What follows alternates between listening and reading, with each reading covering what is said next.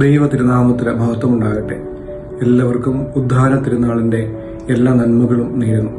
വിശുദ്ധ യോഹന്നാന്റെ സുവിശേഷം 20-ാം അധ്യായം 1 മുതലുള്ള വാക്യങ്ങളാണ് ഇന്നത്തെ സുവിശേഷത്തിൽ ആധാരമായി നമ്മൾ ചിന്തിക്കുന്ന വിഷയം. അവിടെ നമ്മൾ കണ്ടെത്തുന്നത് ശൂന്യമായ കല്ലറയെക്കുറിച്ചാണ്. അവന്റെ തലയിൽ ചുരുട്ടിയിരുന്ന കച്ച അവിടെ ചുരുട്ടി വെച്ചിരിക്കുന്നത് കണ്ടു എന്നാണ് വചനം പഠിപ്പിക്കുക. ശൂന്യമായ കല്ലറ എന്തിനെ സൂചിപ്പിക്കുന്നു? ഉദ്ധിതനായ ക്രിസ്തുവിനെയാണ് സൂചിപ്പിക്കുന്നത്. ഒരു കല്ലറയ്ക്കും ക്രിസ്തുവിനെ ഒതുക്കുവാൻ സാധിക്കത്തില്ല എന്ന് ദൈവത്തിന്റെ വചനം നമ്മെ പഠിപ്പിക്കുകയാണ്. നമ്മുടെ ദൈവം കുരിശിൽ മരിച്ച് ഒടുങ്ങിത്തീർന്നൊരു ദൈവമല്ല, മറിച്ച് മരണത്തെ തോൽപ്പിച്ച് കല്ലറകളെ പൊട്ടിച്ചിതറിപ്പിച്ച് കാവൽക്കാരുടെ കണ്ണുകളെ നിഷ്പ്രഭമാക്കി ഉയർത്തെഴുന്നേറ്റ് ജീവിക്കുന്ന ദൈവമാണ്.